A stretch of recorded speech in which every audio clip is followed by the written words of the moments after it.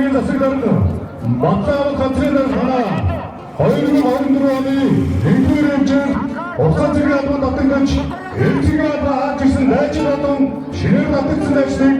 угтаж авах болно.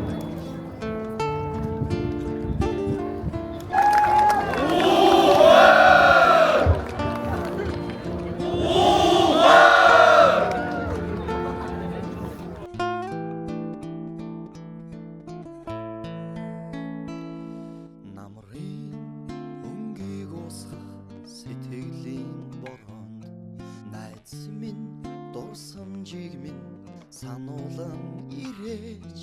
эргэлдэн шуурах салхинд орь залуунасаа хийсгэж олон аавын